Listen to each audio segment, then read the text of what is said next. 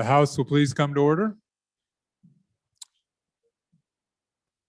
Welcome, members of the 66th Wyoming Legislature General Session. Welcome to our friends in the gallery and to those folks that are tuning in from maybe anywhere in the world.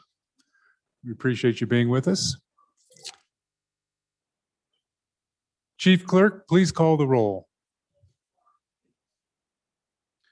Convening roll for the 21st day, Thursday, March 18th, 2021. Andrew. Baker. Banks. Bear. Blackburn. Brown. Burkhart. Burt. Clausen. Clifford. Connolly. Crago. Duncan. Eklund. Air. Littner. Fortner. Gray. Greer. Hallinan. Haroldson. Harshman. Heiner. Henderson. Hunt. Jennings. Kenner. Knapp. Larson Lloyd. Larson Dan. McGuire. Martinez. Nyman. Newsom. Nicholas. Oakley. Obermueller. O'Hearn. Olson. Ottman. Paxton. Provenza. Provenza.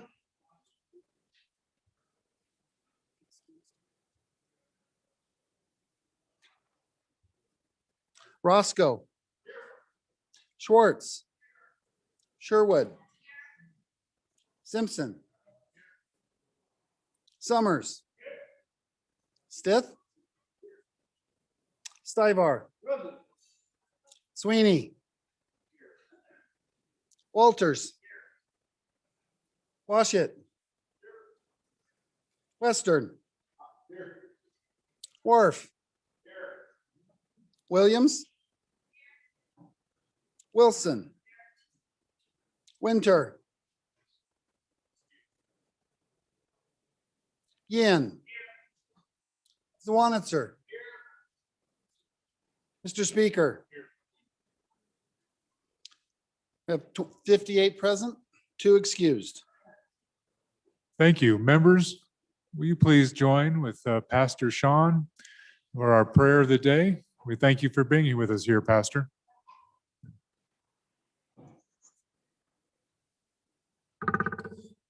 Let's pray. Heavenly Father, I am so thankful for the many gifts that you've given us, Lord. I thank you for just the personal gift of my salvation. Thank you for your Son, Jesus Christ, and the work that he did on the cross, paying the price for my sins and for whosoever will believe in him. Lord, we would pray today also giving thanks for these legislators. I know that each one of them has surrendered time with family and friends. They've surrendered finances, job circumstances in order to be here to serve the people of this state. Lord, we thank you for their service. Lord, again, we pray for wisdom for them, and we pray that you would give them a great understanding of how to legislate and lead the people of this state. And we pray that you would help them to have patience with one another as they work through the difficult tasks of the day. Lord, bring them to a sense of unity as they go forward. We pray these things in Jesus' name. Amen.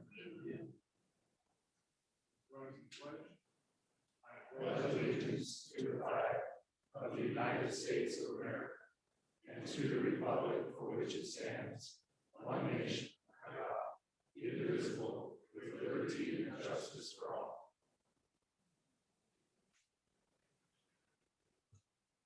Thank you very much, Pastor Sean. We appreciate your continued service to our house. Appreciate you. Journal Committee report. Your Journal Committee reports that the Journal of March 17th, 2021 has been read and recommends that it be approved. Representative Haroldson. Thank you very much. Messages from the Senate. Message 240. Mr. Speaker, the Senate adopted the Committee of the Whole report failing the bill listed below by the vote indicated. Senate Joint Resolution 2, Convention of States 2, ayes 14, noes 16. The bill has been indefinitely postponed. Sincerely, Ellen Thompson, Senate Chief Clerk. Message 241. Mr. Speaker, the Senate adopted the Committee of the Whole report failing the bill listed below by the vote indicated. Senate File 125, Consumer Merchandise Sale, Marketing, and Use Protection. Ayes 11, noes 15, excused 2, conflict 2. The bill has been indefinitely postponed. Sincerely, Ellen Thompson, Senate Chief Clerk.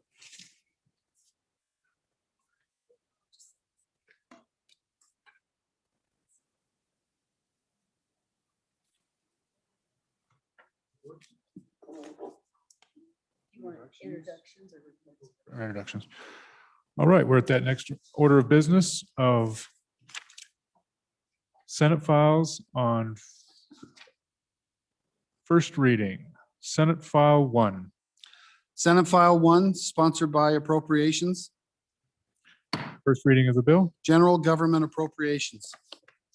Pursuant to Joint Rule 14-1E1, Senate File 1 is referred to Committee Number 2 Appropriations. We're at that order of business is other Senate files on first reading. First for our consideration is Senate File 39. Senate File 39, sponsored by Blockchain. First reading of the bill. Digital Identity. Senate File 39 is referred to Committee Number 1, Judiciary. Next Senate File 75. Senate File 75, sponsored by Senator Landon. First reading of the bill. Protective Orders Amendments. Senate File 75 is referred to Committee Number 1, Judiciary. Next Senate File is 155. Senate File 155, sponsored by Senator Driscoll. First reading of the bill. Limiting firearm seizure and regulation during emergencies. Senate File 155 is referred to Committee Number 1, Judiciary. Next Senate File is 58. Senate File 58, sponsored by Education. First reading of the bill. Wyoming Investment in Nursing Funding. Senate File 58 is referred to Committee Number 2, Appropriations. Next Senate File is Senate File 114. Senate File 114, sponsored by Senator Boner. First reading of the bill. State Land Leases. Senate File 114 is referred to Committee Number 5, Agriculture. Next Senate File 122. Senate File 122, sponsored by Senator Boner. First reading of the bill. Wyoming Agriculture Authority. Senate File 122 is referred to Committee Number 5, Agriculture. Next Senate File is 107. Senate File 107, sponsored by Senator Landon. First reading of the bill. Transportation Statutory Amendments 2. Senate File 107 is referred to Committee Number 8, Transportation. Next Senate File is 38. Senate File 38, sponsored by Blockchain. First reading of the bill. Decentralized Autonomous Organizations. Senate File 38 is referred to Committee Number 9, Minerals. Next Senate File is 116. Senate File 116, sponsored by Senator Ellis. First reading of the bill. Wyoming Business Council Directors Reduction. Senate File 116 referred to Committee Number 9, Minerals. Next file is Senate Joint Resolution 3. Senate Joint Resolution 3, sponsored by Senator Cooper. First reading of the resolution. Federal suspension and orders on oil and gas production. Senate Joint Resolution 3 is referred to Committee Number 9, Minerals.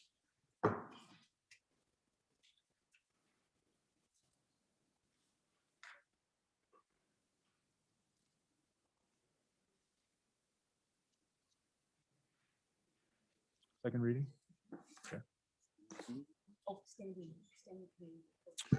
Standing committee reports.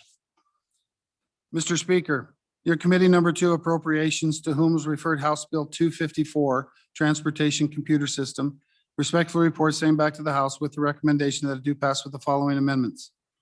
Ayes, Representatives Kenner, Larson Lloyd, Nicholas, Schwartz, Stith, Walters. Noes, Representative Simpson. Representative Nicholas, Chairman.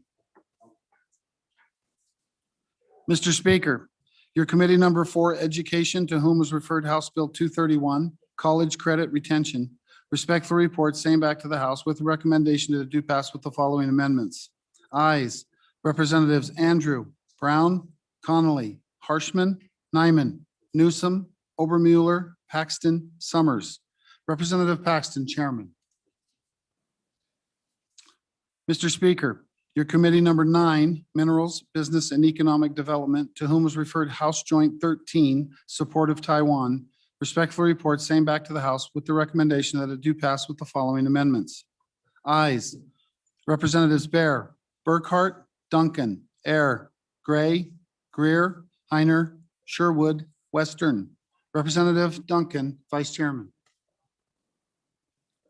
Mr. Speaker, your committee number 10, Labor, Health and Social Services, to whom was referred House Bill 134, Human Heartbeat Protection Act, respectfully report same back to the House with the recommendation that it do pass. Ayes, Representatives Flitner, Hallinan, Ottman, Romero Martinez, Stivar, Worth, Wilson. Noes, Representatives Clifford, Connolly. Representative Wilson, Chairman.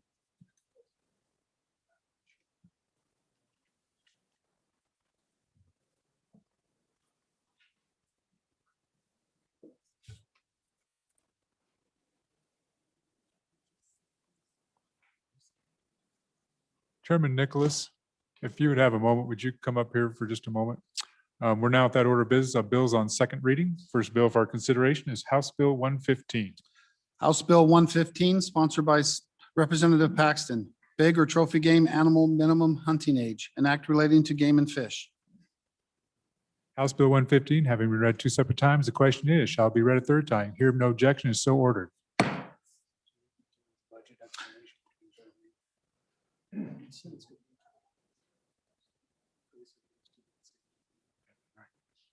Next bill for our consideration is House Bill 120. House Bill 120, sponsored by Representative Flitner, Hathaway Scholarship Success Curriculum in Middle School, an act relating to the Hathaway Scholarship Program.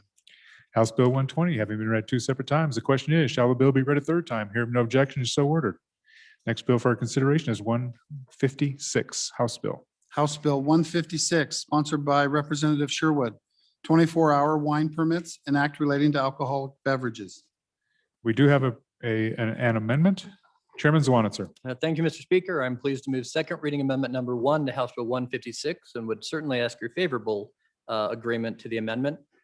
So what has happened? If you remember, for our virtual session for 8 days, we passed House Bill 13, which was alcohol beverage revisions. As part of that bill, and I'm going to try to be fair, when it moved through the process and amendments were made, certain assumptions were made on what language may need to stay in the bill and what may need to come out. And so when the bill went through its final form, signed by the chief executive and was re-reviewed, several of the interested parties noticed this specific language was missing. And so a conversation was had between the Attorney General and the associations and the department if we made the right call, if the language didn't need to be in the bill or did need to be in the bill or does need to be in statute, because there's some argument that this is already covered. You'll see the sections I'm adding. But to be safe and make everybody happy, we looked at, instead of bringing another bill last minute, we looked at existing bills and said, is it germane to any other bill out there? And certainly the good representative from Laramee's bill fit the bill, quite honestly.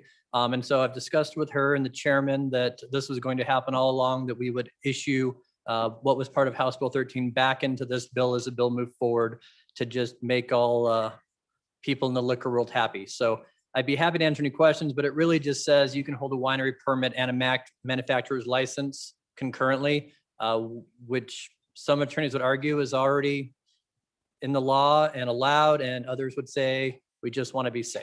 I hope I explained that correctly to everybody listening out there, and would ask for your favorable consideration. Any discussion? Any discussion on second reading amendment number 1, House Bill 156? Any discussion? Seeing none. Members, we're voting on second reading amendment number 1, House Bill 156. All those in favor, please say aye. Those opposed, no. Amendment is adopted. House Bill 156, having been read 2 separate times, the question is, shall the bill be read a third time? Hearing no objection is so ordered. Next bill for our consideration is House Bill 188. House Bill 188, sponsored by Representative Hunt, Irrigation District Loans, an act relating to intergovernmental cooperation. We have an amendment. Representative Hunt. Thank you, Mr. Speaker. I would move second reading amendment number 1 to House Bill 188 and ask for your aye vote, please. Folks, all we're doing here is on page 2, line 15, to sort of assuage some of the concerns that were brought up yesterday, is changing the on line 15, the may to a shall, so that it would say that the board shall require the irrigation district to apply for grants or loans from other locations before they go to that, as I was saying yesterday, the place of last resort. So that's all it does, asking for your aye vote. Thank you. Discussion on the amendment 2001 on House Bill 188. Discussion. Seeing none, all those in favor, we are voting on second reading amendment 1, House Bill 188. All those in favor, please say aye. Those opposed, no. The amendment is adopted. House Bill 188, having been read 2 separate times. The question is, shall the bill be read a third time? Hearing no objection, so ordered. Next bill for our consideration is House Bill 193. House Bill 193, sponsored by Representative Crago, County Attorneys, Representation of Special Districts, an act relating to county officers. We do have an amendment. Chairman Greer.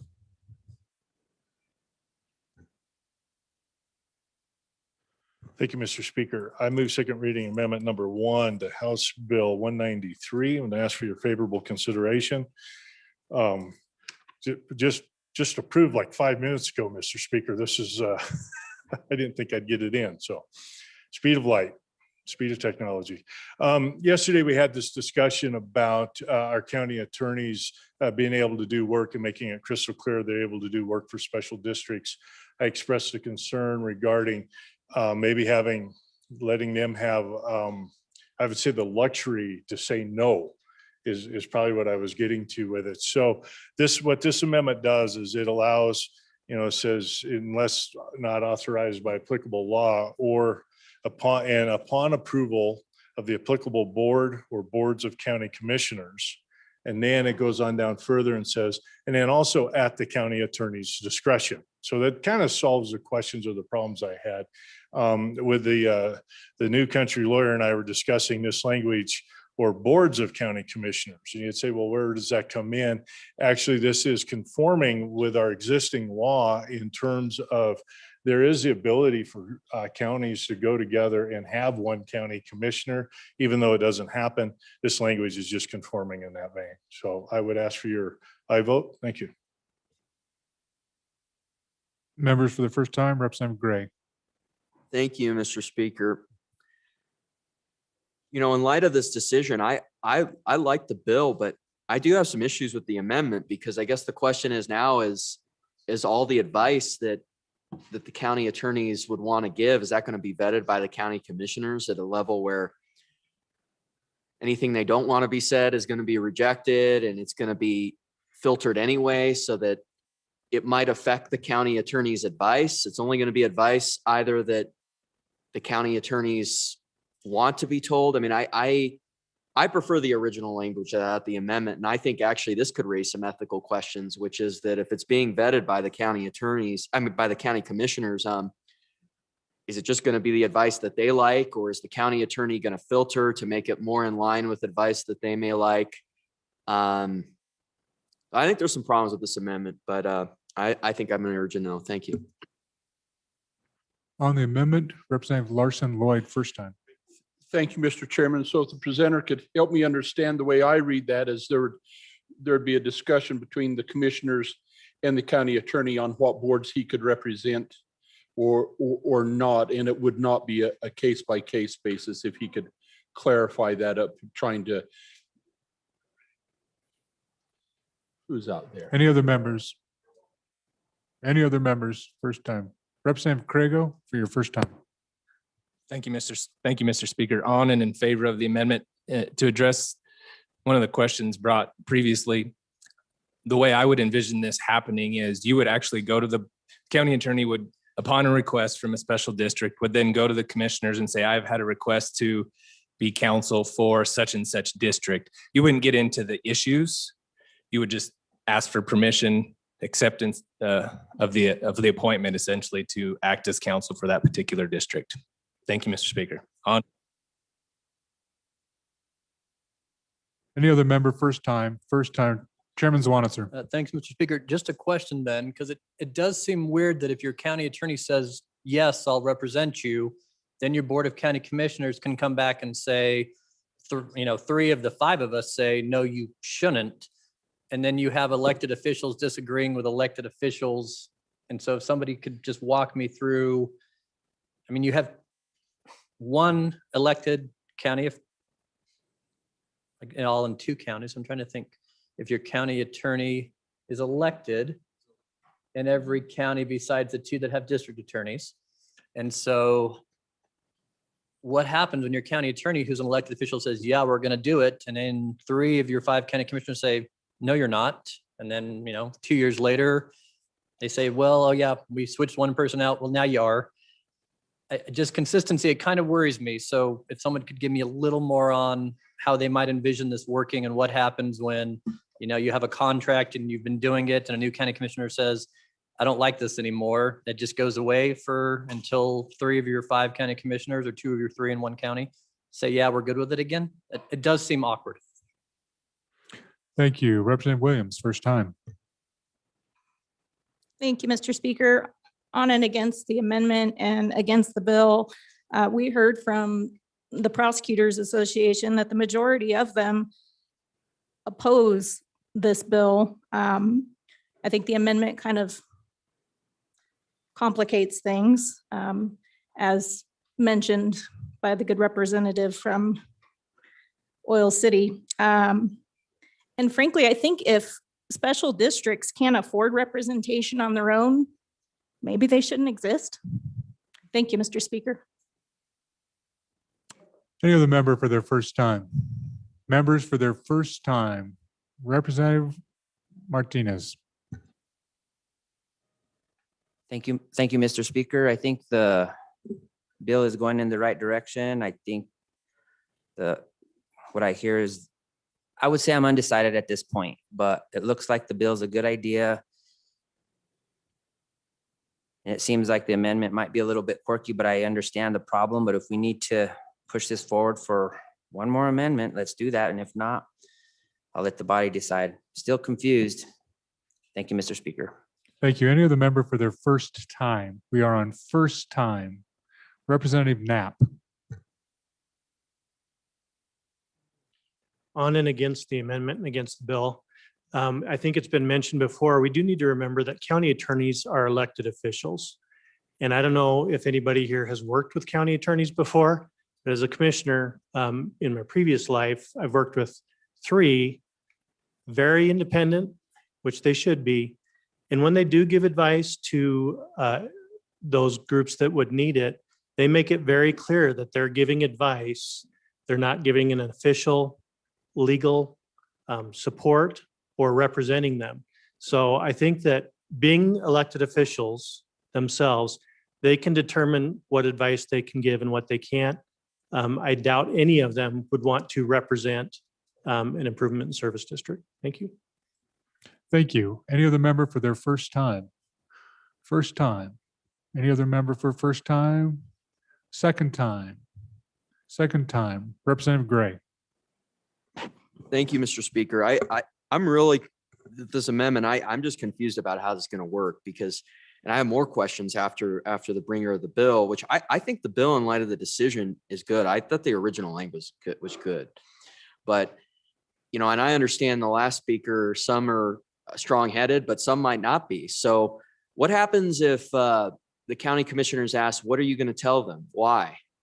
What is the attorney going to say then? Are they under an ethical duty to say, I can't say? And I think it's going to be clear in these situations, usually, unless it's sort of as a consent list at the start of a year, hey, approve all these. I think, there's rumblings. People will know what the issues are in each situation with these special districts. And so I think they're going to get that question. What are some of the topics that they know are always before the commission and the county on said special district? So I think the original bill's okay. I'd urge a no on this amendment. Any other member, second time, we're on second time, second reading, amendment number 1, House Bill 193. Second time before the sponsor, to the sponsor, Chairman Greer. Thank you, Mr. Speaker. More debate than what I was expecting. So we have here is the bill is brought forward to make it clear that county attorneys can represent special districts. Do they in all counties? No. Do they in some? Yeah, they're doing it now, but now it's a question of whether they should or not. County attorneys are elected. You know, we do have, and then we have just 2 district attorneys, but they're elected as well. But the county attorneys serve the county in which they were elected. The county commissioners control their budget and they have a duty to the county. And that duty is expressed through the policies of the county commissioners. Very simple. Okay, I think there's misunderstanding concerning when we say that they are authorized to do this. So special district, municipal solid waste district comes to, now they don't have a lot of extra money. Okay. They have an issue comes up. Maybe they want the county attorney to look at their contracts for an expansion. Just pick a topic. They go to the county commissioners and say, I've been approached by the municipal solid landfill district, and they'd like me to look at this contract. The county commissioners say, yes, that would be fine. Do you have time to do that? Yes, you do. You may do so. They're controlling their resources of the attorney that has the primary responsibility to them. They don't tell them what advice to give. Nobody tells an attorney what advice to give in that capacity. They don't have to share their thoughts on that. This is simply a mechanism from a few of the county attorneys that I heard from who didn't like this bill because they were saying, we don't really have time to do this, but it takes time to tell people we can't do this. So this is a mechanism to allow the county commissioners who are managing resources to say, yeah, you know what, it makes sense for you to help us out with our, our landfill, for example. Or to say, no, you're too busy with your caseload. We're not going to do that. And then it also makes it very clear that the attorney has the discretion to say yes or no in that scenario. That's all he's doing is just a path forward to help the county attorneys in the relationship with the commissioners to be able to manage their time and also to be efficient if the efficiency exists. So I'd encourage an aye vote. Thank you. Thank you. Members, we are voting on second reading amendment number 1 to House Bill 193. All those in favor, please say aye. Aye. Those opposed, no. The amendment is adopted. House Bill 193, having been read 2 separate times, the question is, shall the bill be read a third time? Hearing no objection is so ordered. Next bill for our consideration is House Bill 229. House Bill 229, sponsored by Representative Nyman. Livestock Identification Choice Act, an act relating to agriculture. House Bill 229, having been read 2 separate times, the question is, shall the bill be read a third time? Hearing no objection is so ordered. Representative Nyman, you'd like a privilege of the floor. Yes, sir, Mr. Speaker. Thank you very much. Hey, if you guys want to take a note above you in the gallery up there, this great host surrounding you are these young men and young women from Upton High School that we talked about. Stand up, guys. Hey, you kids, stand up, stand up. All of you.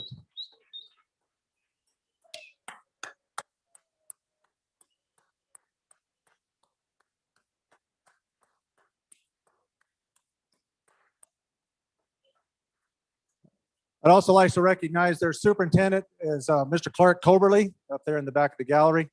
Just want to thank you guys and recognize all of your hard work up in Upton, Wyoming, and appreciate you guys taking the opportunity and the time to come down here and see us. And these are part of these new state champions and girls and boys here, basketball teams, I'm sure. Is that not right? Some of them here? They're all around. So thank you guys. Congratulations and thank you and welcome to the Wyoming State Capitol. Thank you, Mr. Speaker. Well, welcome, Upton. Welcome to the House. Upton must be about half its population today. I'm glad you're here, or at least the school is. Glad you're here. We're at that order of business. Bills on third reading and final passage. Mr. Majority Floor Leader. Mr. Speaker, pursuant to House Rule 7-3, I'd like to lay back House Bill 173 and House Bill 174 one day. Without objection, House Bill 173 and 174 laid back one day. First bill for our consideration is House Bill 109. House Bill 109, sponsored by Representative Hunt. Local health officers, education requirements, an act relating to health officers being enacted by the legislature of the state of Wyoming. House Bill 109, having been read 3 separate times, the question is, shall the bill pass? Chief Clerk, please call the roll. Andrew. Baker. Banks. Bear. Blackburn. Brown. Burkhart. Burt. Clausen. Clifford. Connolly. Crago. Duncan. Eklund. Air. Flitner. Fortner. Gray. Greer. Hallinan. Haroldson. Harshman. Heiner. Henderson. Hunt. Jennings. Kenner. Knapp. Larson Lloyd. Larson Dan. McGuire. Martinez. Nyman. Newsom. Nicholas. Oakley. Obermuller. O'Hearn. Olson. Ottman. Paxton. Provenza. Roscoe. Schwartz. Sherwood. Simpson. Summers. Stith. Stivar. Sweeney. Walters.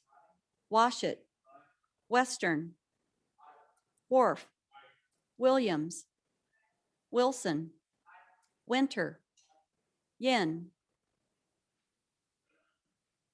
Yin. Zawanitzer. Mr. Speaker. Yin. Closing vote. Are there any changes? Closing vote. The vote is closed. 60 aye. House Bill 109, having received the affirmative vote of the majority of the members elected to the House, House Bill 109 has passed the House. Next bill for our consideration is House Bill 151. House Bill 151, sponsored by Representative Henderson. Rolling stock tax exemption sunset extension, an act relating to taxation being enacted by the legislature of the state of Wyoming. House Bill 151, having been read 3 separate times, the question is, shall the bill pass? Chief Clerk, please call the roll. Andrew. Baker. Banks. Bear. Blackburn. Brown. Burkhart. Burt. Conflict. Correct? Clausen. Clifford. Connolly. Crago. Duncan. Eklund. Air. Flitner. Fortner. Gray. Greer. Hallinan. Haroldson. Harshman. Heiner. Henderson. Hunt. Jennings. Kenner. Knapp. Larson Lloyd. Larson Dan. McGuire. Martinez. Nyman. Newsom. Nicholas. Oakley. Obermuller. O'Hearn. Olson. Ottman. Paxton. Provenza. Roscoe. Schwartz. Sherwood. Simpson. Summers. Stith. Stivar. Conflict. Sweeney. Walters. Washit. Western. Worf, Williams, Wilson, Winter, Yin, Zawannitzer. Mr. Speaker. Closing vote. Are there any changes? Bear, Banks, aye to no. Further changes? Closing vote. The vote is closed. 34 aye, 24 no, 2 conflict. House Bill 151, having received the affirmative vote of the majority of the members elected to the House, House Bill 151 has passed the House. So I'll just take a moment of personal privilege to the Upton students that are here. So what you just saw could potentially be the last vote that the members of the House took on those two bills. They voted aye or no. That's recorded in the digest. And then it'll go over to the other side because these are House bills. It'll go to the other side and the Senate will work them. So that's, as you know, everyone just sitting down and we're just making our votes. That's the final action potentially on a bill out of our House. So, and now we're going to go into something we call the Committee of the Whole, and then you're going to see lots of debate, lots of discussion, potentially, depending on the issue. So we hope you get to stay with us a little longer because hopefully you'll get to see some robust and lively debate. So with that, members, and for the members, we're going to have obviously a very robust Committee of the Whole today. It looks like the majority floor leader is going to put us to work for a while. Tomorrow, we'll take up those two bills that were laid back, 173, 174, and tomorrow, so we'll also have the explanation of Senate File 1. The Appropriations Committee will do their presentation on Senate File 1. So tomorrow will be a full day in the House chamber. Mr. Majority Floor Leader. Mr. Speaker, I move that the House resolve itself into committee of the whole. You've heard the motion of the Majority Floor Leader. All those in favor, please say aye. Those opposed, no. Representative Western.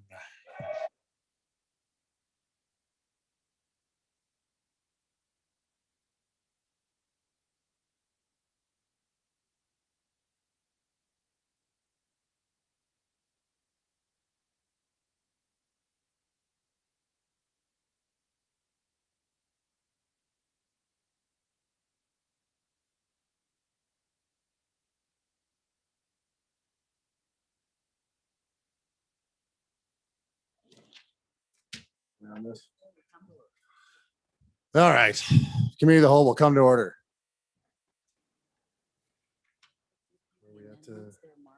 Okay.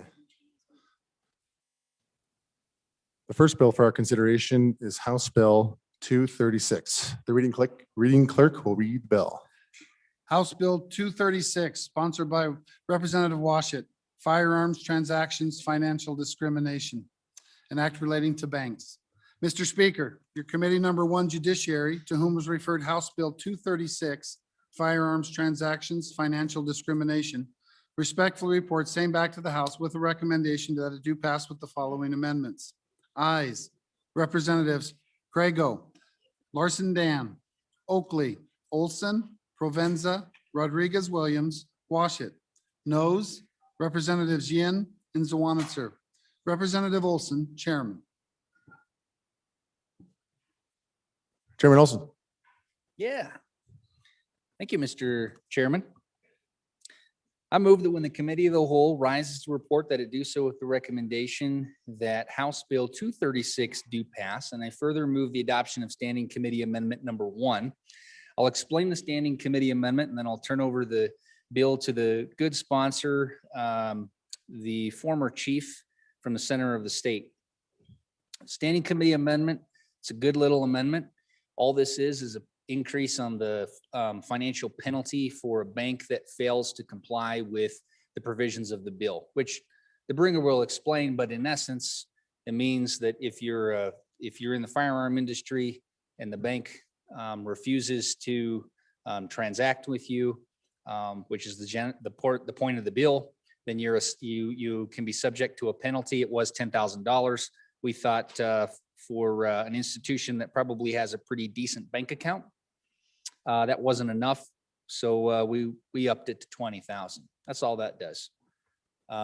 Take any questions, otherwise ask for the question, Mr. Chair.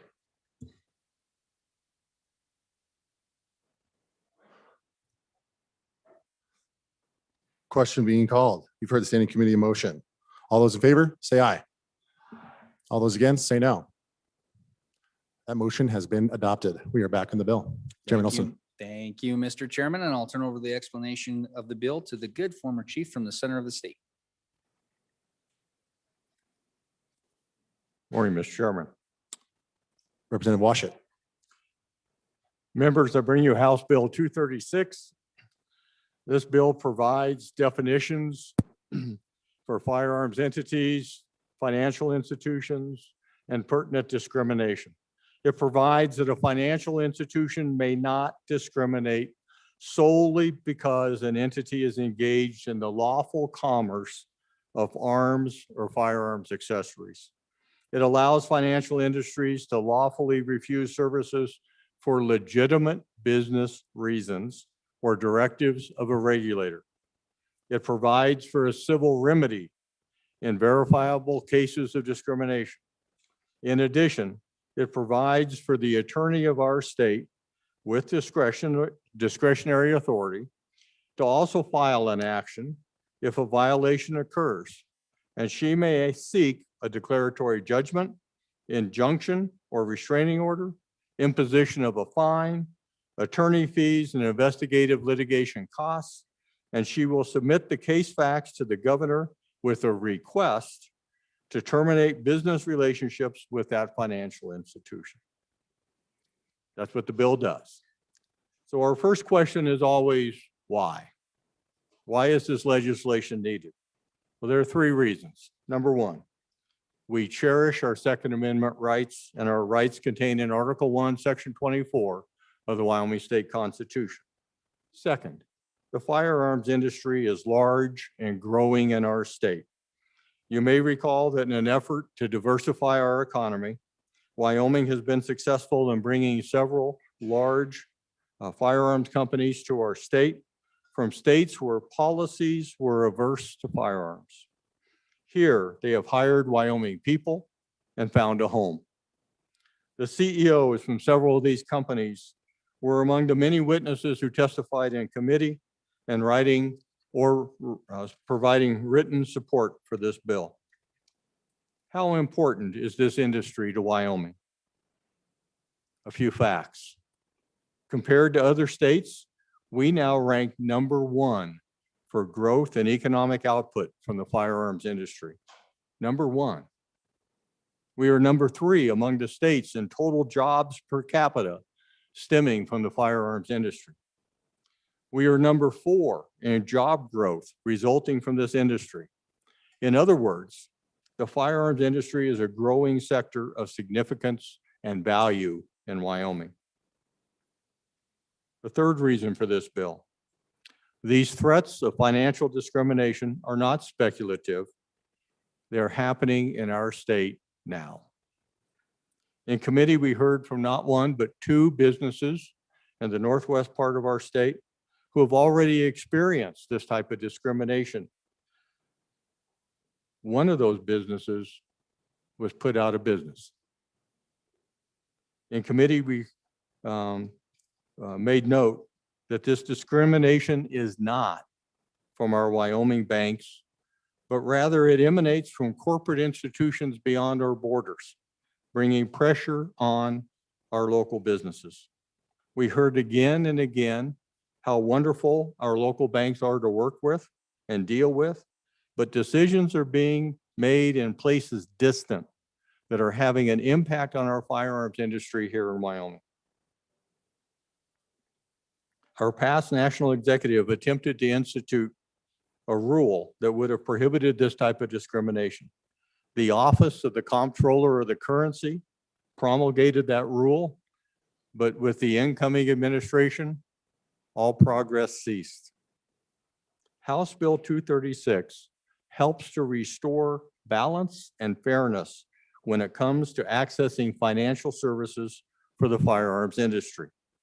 In this day and age, when a business cannot obtain credit or process credit cards, it is impossible to compete. The power to discriminate in financial areas is the power to destroy. Please note, House Bill 236 does not compel the financial industry to provide services to any specific company. Rather, it says it cannot stereotype those businesses and discriminate against an entire industry. They must make their decisions based upon individual business factors, treating our firearms businesses with equality and fairness. If there is a sound business reason for not lending or providing services to a particular company, this bill does not compel the bank to do so. Some financial institutions are using exclusionary politics to attack the Second Amendment, a sort of end run around the legislative and political process. They discriminate against law-abiding firearms businesses, and I ask you to join me in sending a message that an increasing number of states across our country are sending, that we will not sit silently while this happens. We are going to resist these efforts. With that, Mr. Chairman, I'll stand for questions.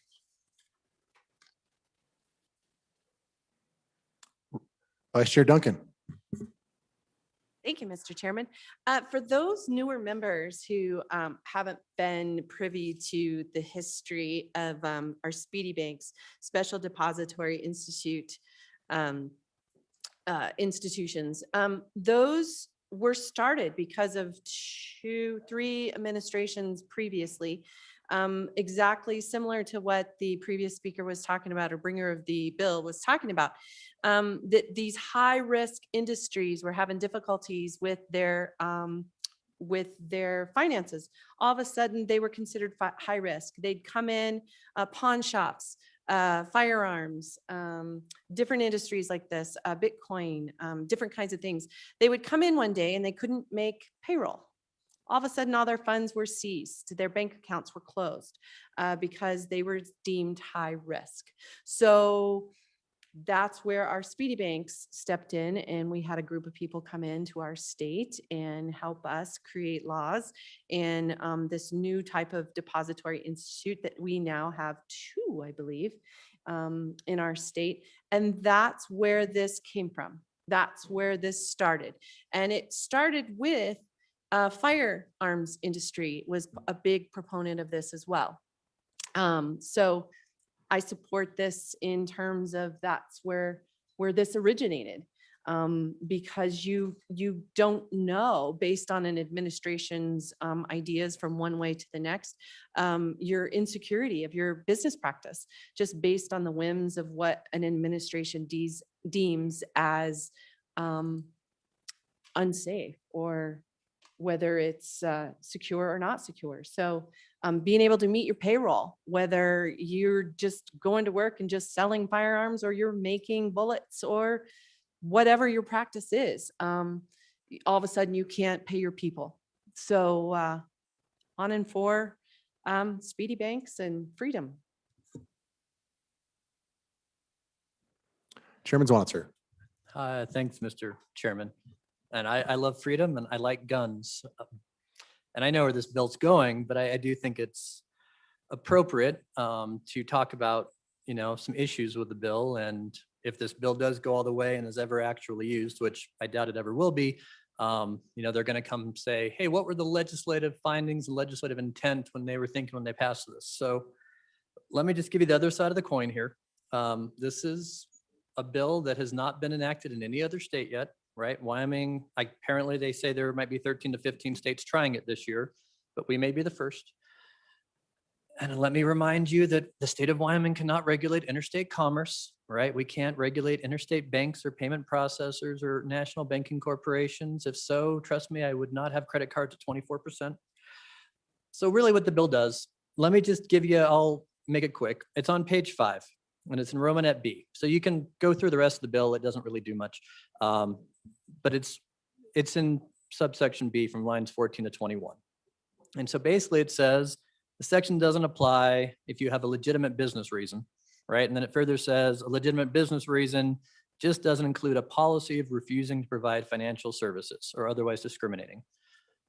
So the bill, I mean, at its heart, when you read through it and you circumlocute the logic down, as long as there's no policy by any of these financial institutions or banks or credit unions that are prohibitedly, that say they won't, charge higher interest rates on firearms, then I guess they're okay. And that's how you get around it. But I mean, these bills can be serious, right? This one's nice because it says the Attorney General may be involved and say shall, right? Because when we have one of these, if that said shall, then all of a sudden the state of Wyoming is apparently suing under interstate commerce and we will lose. I mean, I think, I shouldn't say every single lawsuit that states challenge interstate commerce has been shot down, but I would say more than 90%. So what we're really doing here, right? We can't go after anything interstate commerce. You're just going after your Wyoming banks and your Wyoming credit unions. I mean, if you pass this law, that's who is officially affected and could be gone after. And I don't know what bank in Wyoming that's chartered in Wyoming or credit chartered in Wyoming is going to specifically say, we're not going to offer a loan or do business with a firearm manufacturer or distributor, or they're just not. And if they do, everybody in the community will come back on them pretty hard, I would say. It's Wyoming after all, right? So I don't think that's bound to happen, but you have had some national banks 1-2 years ago made a pretty solid policy statement saying we weren't going to finance anything with oil and gas anymore. And some of you will remember 2 years ago, big hullabaloo, the governor, the state treasurer got involved, and how dare, I think it's the 5th largest bank in the world, make such a policy. We don't want to do business with them. And we threatened and stammered, but at the end of the day, nothing happened, right? So, I mean, I know it's a firearm bill and I know where it's going, but I just want you all to be aware that, we don't regulate interstate commerce. This doesn't affect anyone outside of your Wyoming banks and your Wyoming chartered credit unions, and they're not going to have a policy refusing to provide financial services. And if they do, well, that's a private business decision, right? I mean, banks offer loans based on interest rates, based on credit worthiness, based on risk, right? And it's just sorry to admit that in some of these fields, there is a higher risk that a bank or credit union or payment processor may believe exists. I won't even say there is a higher risk. I'll say there may be a reason that they believe it exists. And if they can quantify that risk, they're going to say, hey, it's a higher interest rate. That is the bank or the credit union's prerogative to do. That is what private business does. Maybe because I've been on chair of corporations for too long and dealt with insurance. That's how the market regulates itself in a free market, right?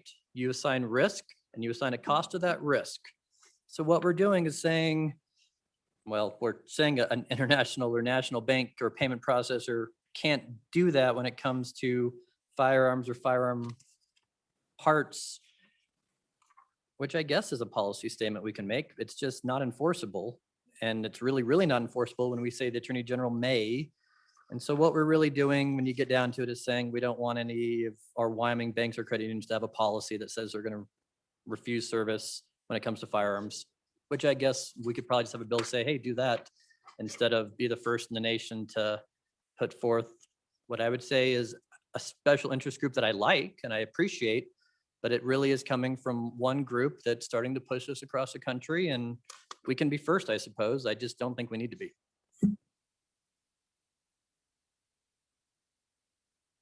Representative Yen. Thank you, Mr. Chairman. So I'm going to expand a little bit on what the previous representative said, but maybe hit on another point, which is that this deals with abridging the freedom of association of a bank to its customer, right? So freedom of association falls under freedom of speech. It's actually a First Amendment right. There are some places where we abridge it, but there's some places where we've challenged it as well, right? So there are certain situations where we do restrict the freedom of association, where you are required to do business with a certain type, right? So you can't discriminate against race, you can't discriminate against religion or national origin. So there are reasonable places to do that. The question here is this a good place to restrict the First Amendment for letting a business work with another business or not? And to also fall back on the conversation that the Vice Chair of Minerals had, where we established a speedy bank because there was discrimination in the banking area on this situation. So we created a market solution, and the market solution was to let these industries make banks for themselves. So then my question becomes, are you worried about the unintended consequences of trying to restrict freedom of association when instead the market solution could just be let the free market reign and have this industry create banks for themselves so they can do interbanking and lending throughout their own industry? And I think that's really the right answer, right? Do we want to introduce more regulations on a banking industry, which actually has possibly the unintended consequences of raising interest rates on our local banks, so making it hard for our local banks to compete against national banks, because this won't affect national banks, it'll affect our local banks? Or do we just want to let a market solution reign where we allow this industry to create their own banks and lend to themselves? And so my question to you is, what decision is that you want to make? Do you want to let the free market reign, or do you want to introduce more regulations for this one specific industry? And I don't think that's really what we want in Wyoming. Thank you, Mr. Chairman. Representative Henderson. Thank you, Mr. Chairman. You know, the Second Amendment, our Second Amendment, is alive and well in Wyoming. It was doing okay yesterday, it's doing okay today, and we're going to make darn sure it's doing okay in the future. And so my question is, given the evidence of, how well Wyoming is doing on these types of sales, and just two allegations that you've mentioned in testimony in the committee, what's the level of proof, and how will you prove this discrimination? And to what extent will that impact other, perhaps related decision-making, analysis and so forth in the various communities around the state? Thank you. Chairwoman Wilson. Thank you, Mr. Chairman. On and in favor of the bill. And I have to admit, initially, I was just going to get up and say that I was going to vote aye and ask if there is a way to have a special plus sign attached to my aye, like aye with enthusiasm or something like that. But having heard some discussion, I feel like I want to say two other things, and perhaps regarding the inability to regulate interstate commerce, we might amend so that the Secretary of State's office would have to regularly publish a list of interstate institutions in the state who fail to comply with Wyoming law. That would kind of bring it to people's attention, even if we can't regulate them. And the second point, I guess I would have to say is, we have thought for a long time that let the market rule works. And what we've seen in the last 6 months or so is, let's say, big international social media platforms like the one that has a little bird on it that I don't use, that can deplatform the President of the United States. And then the other companies that sprang up because we said let the market rule have then been kicked off, deplatformed themselves, had their IT connections, I don't even know all the IT words, but basically put out of business. So I'm not really sure if the market system is working in favor of First or Second Amendment rights these days. So I suggest an aye vote.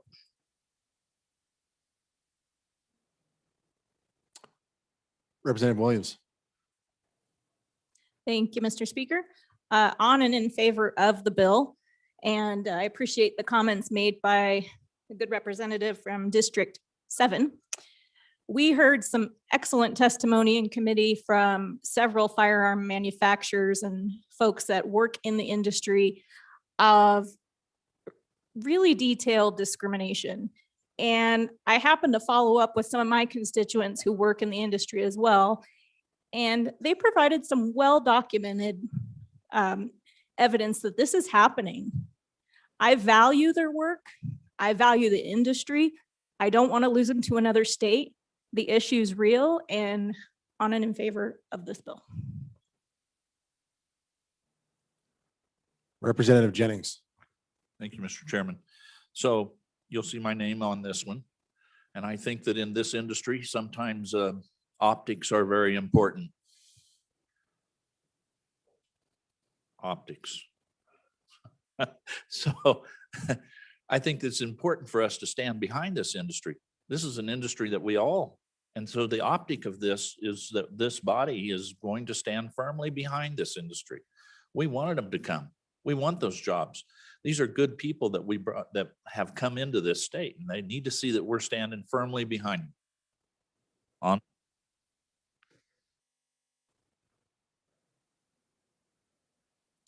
Representative Provenza.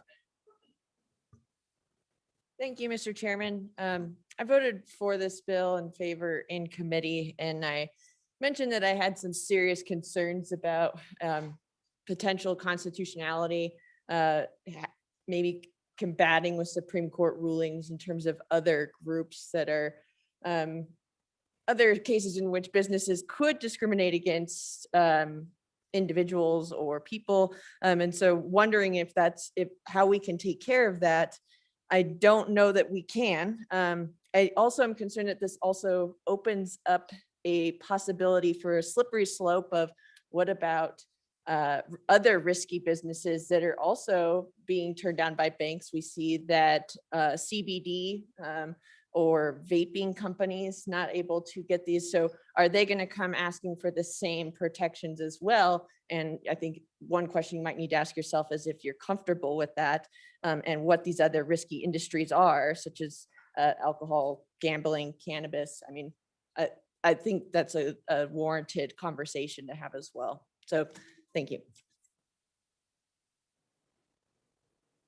Representative Worf.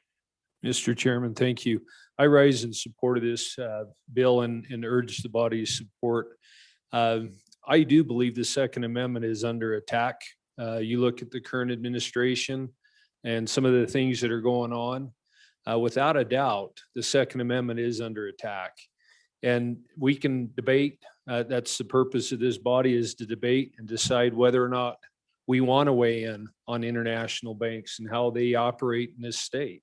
I believe we're sovereign, and I think we got to quit asking for permission to exercise our powers, our duties, and our authority. So I would urge this body to support this legislation. We can continue to have the debate, but let's move this bill forward. Thank you.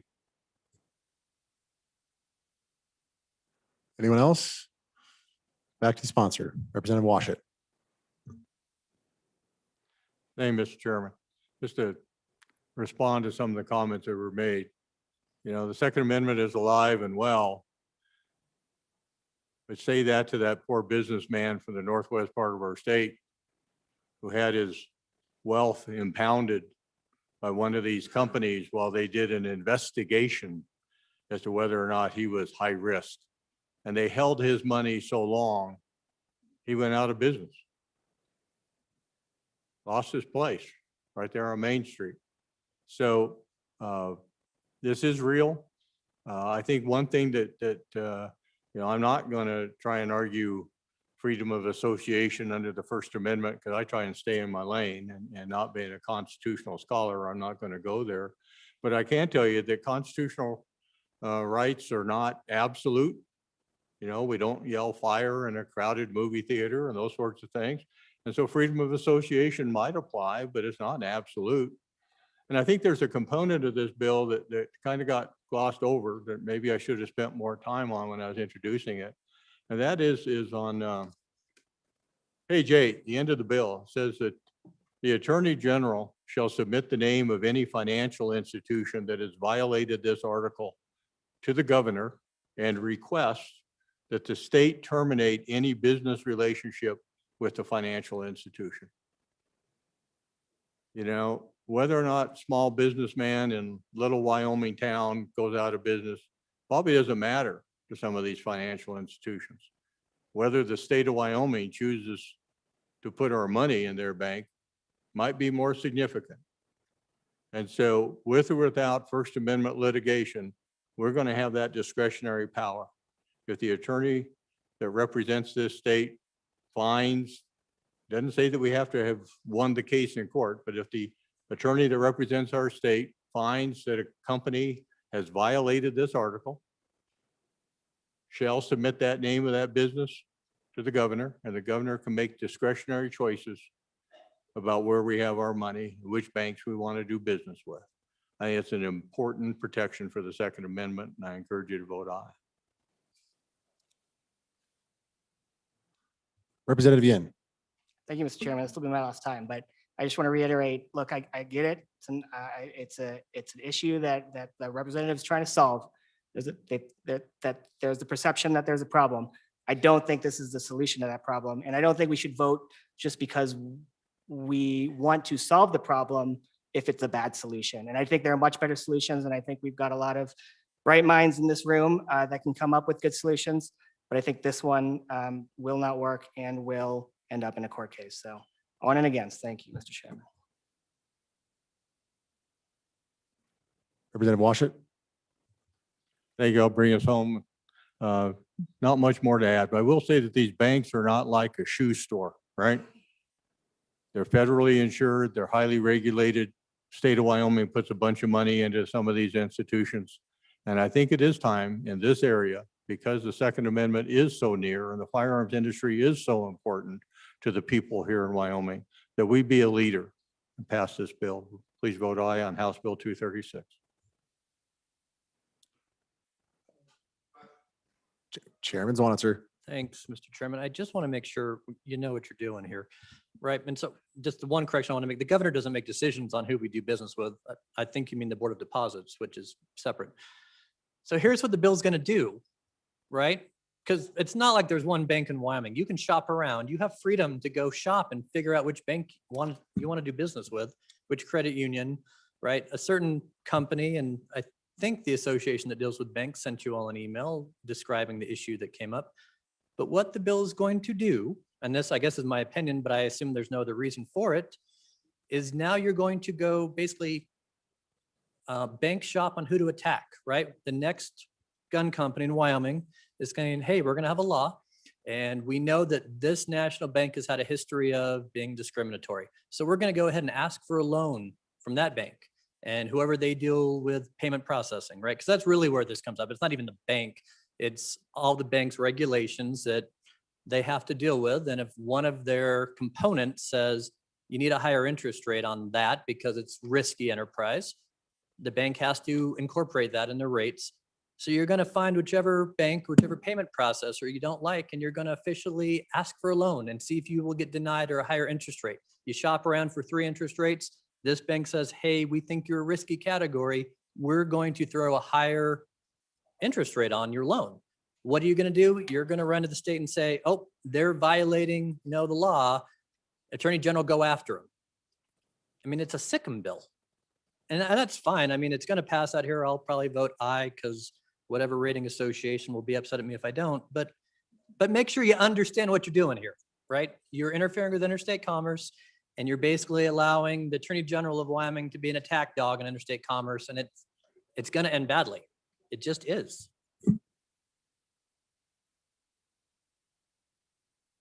Question having been called. All those in favor of Representative Washit's motion that when the committee of the whole rise to report, do so with the recommendation that House Bill number 236 do pass. All those in favor, say aye. Aye. All those opposed, say no. House Bill number 236 has passed committee of the whole. The next bill for our consideration is House Bill 165. The reading clerk will read the bill. House Bill 165, sponsored by Representative Harshman, Wyoming Tomorrow's Scholarship Program, an act relating to higher education. Mr. Speaker, your committee number 4 education, to whom is referred House Bill 165, Wyoming's Tomorrow Scholarship Program, respectfully reports same back to the House with the recommendation that it do pass. Ayes, Representatives Andrew, Connolly, Harshman, Nyman, Obermueller, Paxton, Summers. Noes, Representative Brown. Excused, Representative Newsom. Representative Paxton, Chairman. Chairman Paxton. Thank you, Mr. Chairman. I move that when the committee of the whole rises to report, it do so with the recommendation that House Bill 165 do pass, and turn the explanation of the bill over to the good coach and former Speaker of the House with number 1 on his license plate. Chairman Harshman. Thank you, Mr. Chairman. Members, bringing House Bill 165 today. Do have a handout I can talk about here after a bit, but really what we're trying to do, this is about 2.5 years of work that we've been on this, and we had a task force with 3 members of this body, 3 of our brothers and sisters down the hall, member appointed by the university, the community colleges, by the governor's office, actually 2 members from the governor's office. So we're trying to study what other states are doing in this area. And really it's all about demographics in our state. You know, we put a lot of work into, we graduate about 6,000 kids every year. But we got 100,000 people in this state with a high school diploma or less. And then we got about 112,000 that have a high school diploma and maybe a couple college credits. And so every state is kind of going through this, and you're starting to see this transition. We've done a great job focusing on those 6,000 with the Hathaway. I mean, the Hathaway scholarship was, you know, we'll talk about that, but it's been transformational, continue to evolve. And I think, so now there's this pragmatic approach that how are we going to get people to fill our workforce of the future? And some of this is in the Attainment Council, Governor's Council, and few of their members were on this task force. So it's really a pragmatic move. I think you've seen it all across the country, most recently next door to us, South Dakota. But so we looked around at other states, studied our situation, and went through this. And so I'll just briefly explain the bill, Mr. Chairman. So if you flip the bill over, page 2 and 3 really are definitions. And those are pretty standard definitions in our statute. Flip over to page 4. The Wyoming's Tomorrow Scholarship, this expenditure account and reserve accounts are created. This is pretty standard language, what we've used. It's boilerplate language for the Hathaway and other scholarships we've used. You can see down on page 5, line 19, the reserve account. We're trying to move these reserve accounts to be a little larger. We had a lot of talk about that on the budget bill. It's part of a cash flow issue. Flipping over, Mr. Chairman, page 6 through 10 are really the requirements then of this scholarship. Starts on the bottom of page 6. You have to be a resident. It says 1 year here. I think you could amend that to be 3 years. I'm going to bring an amendment on second reading. And then over to page 7, 24 years of age, not have a bachelor's degree, have already applied for the federal financial aid, the FAFSA. So these are last dollars in, not qualify for a Hathaway. You have to be registered with the Department of Workforce Service. Part of what we learned in these states who are really successful at this, they partnered with Workforce Services to use any kind of federal training dollars and all those kind of things. So it's a real holistic approach to that. And then there's the repayment piece of this, like we've done on a lot of ours, from the WIN nursing to the WWAMI to you have to work in the state or you have to repay this amount. And then flipping over to page 9, more talks about it's good for 4 full-time semesters. You have to be a United States citizen. Can't be in default or owe any kind of money on previous student loans. Flipping over to page 10, can't be incarcerated or a felon. And then, Mr. Chairman, really, then the rest of this, starting on page 10, is some of the administration of this and explains it and how eligibility pieces and explanation of it. Really through page 16 is really administration of this. It'll be jointly administered through our community colleges and the university. And then, Mr. Chairman, really finally, I think I would just point really to page 17 towards the end, that we say this in the Hathaway as well, that is not an entitlement. The legislature can end this at any time. And then finally, Mr. Chairman, on page 19, we put this in the bill, and this body adopted it as a budget amendment as well, but it's to increase the size of the Hathaway reserve account. And so we broadened the title of this to be able to do this, and that's on the bottom of page 19. And that's moving it from that 4.5% to 9%. And you can see that over on page 20, lines 14 and 15. Mr. Chairman. Members, if you would get your handout that the good representative, the chairman of CapFin, the Capital Finance Committee, and I handed out to you.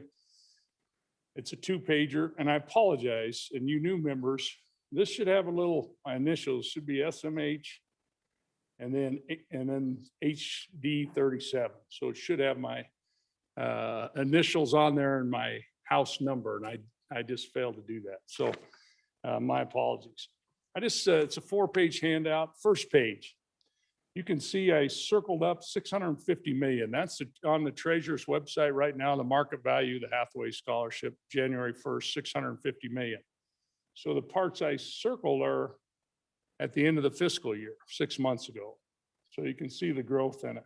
And this is just a standard flow, and this is in most of our endowments. It flows, the revenue flows down to the investment earnings, down to this expenditure account.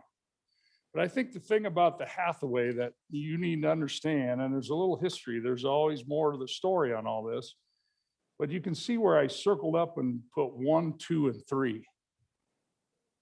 So when the fiscal year ends each year, the money that's left over, number 1, in the expenditure account flows right to the reserve account.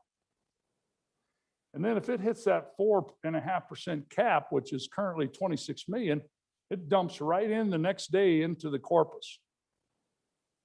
That's number 1. But the issue, so there's no money then in the expenditure account to pay scholarships on July 1st. All gets swept out. But then on August, in the middle of August, kids are back in school. We make payments to community colleges and the university. And so then we have to backflow money from the reserve account. That's arrow number 2. In August, it has to go back to the expenditure account. Then arrow number 3, it's not until 90 days. And unfortunately this year from that office, we didn't get these returns until well after September 30th. That the money then starts to flow from investments, that arrow number 3 kicks in. So that's the timing of it. And then you could say, well, why don't we just pay the community colleges and the university like in October? Good question. And I think it goes back to the Hathaway Scholarship. I was a co-chair on it, and it was a member of the minority party from the Senate who was actually a president of Western Wyoming College. And he knew the challenges of a community college on funding. And so he worked, and the committee adopted that we would pay the community colleges in August when the kids show up. So there's this flow of money thing. So I think the last part of the bill increases that, and I wrote 9%. That'll increase the size of that reserve account before it tips, basically be around 50 million now. So that's all the last part of the bill is trying to do.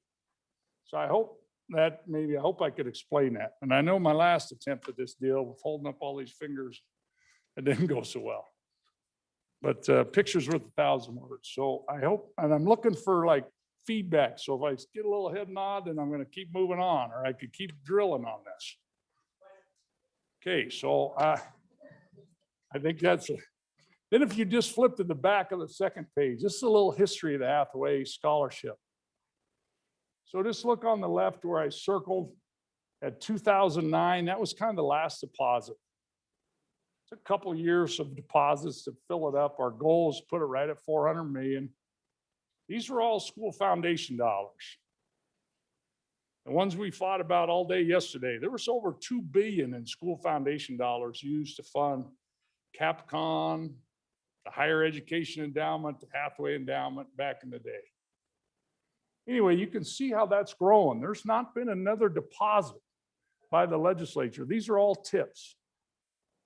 So today it's 650 million. We started out at 405 million. So the Hathaway Scholarship's growing from 405 to 650 in these 14 years. And then you can see the endowment earnings in column 4. You can see the expenditures, and you can see the tips. We tipped 12 out of 14 years. That's why you have the reserve account. So that's the history of that. Okay, members, if you would flip over now, you got both sheets like this. Okay, I'm not even going to talk about Wyoming's tomorrow because basically the same kind of flow like the Hathaway that we're setting up. I want to talk about how we're going to pay for the Wyoming's tomorrow. So I'm on this page right here. It has a little star at the top that I drew in there. It'd really be page 3, I guess. Should have probably numbered the pages. Okay. So I just want to talk about where I have the little star and I drew a box around. It says proposed $100 million scenario, and it includes columns 7, 8, 9, and 10. So then you go down the page, the first square is the Craig projections. And remember, Craig only projects about half of what really happens. Spending policies 5, Craig projects about 2.6. Okay, it's conservative. We want it that way. And I've fought for years not to include the full dividends and capital gains and those kind of things, or capital gains and other returns. Now, your Cap Fin committee, I won't get in the weeds on this, but we're working on that. We've got to modernize the definition of income. We know that. We got some definitions go back to 1890, right? And there's a lot of people working on that. But I'll just submit to you that that first square isn't reality. That's Craig. That's happened 2 out of 12 out of 14 years. Now go down the page and I drew a little around the 5% and it's got a little curve. This is what 5% will look like with the Hathaway at 550 million instead of 650. It's going to kick out about 27 million a year. And then that little triangle to the right, that's going to be excess of our expenditures for our kids in Wyoming. So we're going to still roll 8-9 million a year into the corpus. We're going to continue to grow the Hathaway. And then I got some bad news, I guess. If you look at our demographics, we're going to start graduating less kids. It's not good. And as you look at our demographics, but that's another issue for another time. So I would just say to you that this scholarship was funded by, we changed the Constitution, the people of Wyoming back in 2004, and allowed us to set up permanent funds for education. And so we've set up the Hathaway Endowment, and we're really proposing now to just really kind of turn our focus a little bit. We've done a great job. We pat ourselves on the back, but to really focus on these other 200,000 people in our state, because we're going to need everybody. And we're going to need folks to get retrained and do that. And so with that, Mr. Chairman, I already heard a question called. Stand for any questions. Representative Baker. Thank you, Mr. Chairman. And to the sponsor of the bill, I just have a question about the application of the bill and possible discussion. And my question revolves around the definition of degree on page 3, and then you pair that with the requirements on page 7. So, and the definition of degree means a baccalaureate or an associate's degree other than a certificate. So I really wonder if placing this definition in and then having the requirement on page 7 that they have not earned a degree, are we disincentivizing people from achieving that associate's degree? So if someone is 1 credit away from associate's degree and then they get this degree, they can't further their education and utilize this resource if they then achieve the degree. So was there any discussion about that limitation, potential limitation?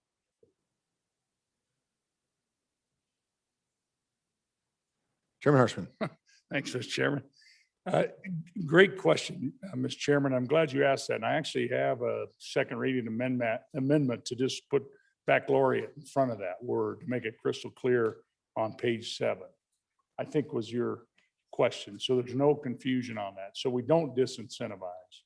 Absolutely. I think we're saying the same thing. Thank you, Mr. Chairman. Anyone else? Oh, Representative Ottman. Yes, thank you, Mr. Chairman. I was just wondering, you have such a history and background in this, so please give me grace on this. But with this, okay, since the education fund or part of the government that we are required to do is about 1/3 of the budget, and that seems to be a problem. What I'm wondering is this creating another debt? And also, where might a person find information, if you're privy to that, on the amount of people that actually pay for going to college rather than with endowments and scholarships? Is there some information on that? Thank you. Chairman Harshman. Thank you, Mr. Chairman. And I think the good representative's question was really about our school foundation program that we talked about yesterday. Yeah, these are not related at all. And I think there is another permanent fund, the Common School Permanent Land Fund, which is an active admission, right? Our school sections. And actually the next bill is going to talk about some of that. But these are not related. And I think it's a good question though, because I think people will think, well, geez, don't we have an education deficit? Why are we trying to spend more money? And I'll just tell you, we're not trying to spend more money. These are permanent funds that kick off investments and earnings already. And think about what we passed a year or two ago called Wyoming Works. Remember that program? Successful. First thing cut. There is no Wyoming Works at our community college. It's the first thing cut. This is almost like a way to kind of permanently fund that for our people to go back and get training.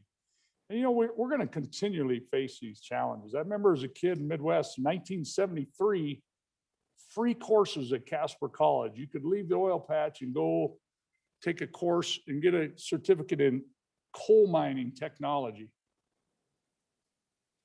I tell you what, we got some coal miners now that maybe are going to have to retool as well. And I think these people are already in our state.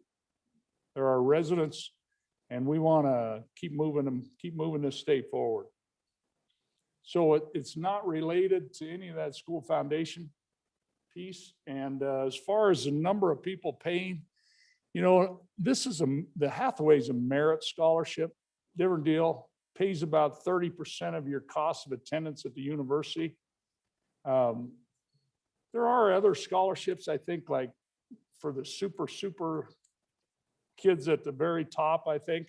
And then there's some for those who are very, very needy, who are very deserving, but just don't have any resources at all. So we've done a great job.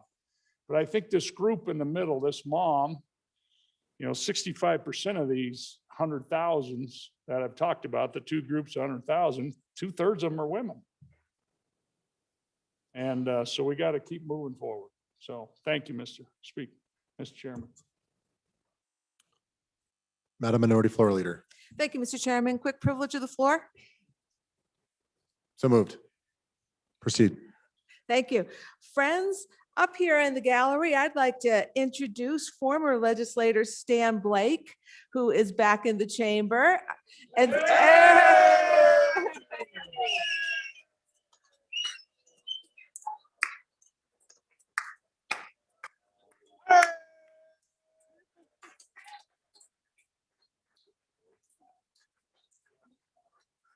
Mr. Chairman, if I may, Stan, we miss you so much. We sang happy birthday yesterday. It was pitiful. Best baritone.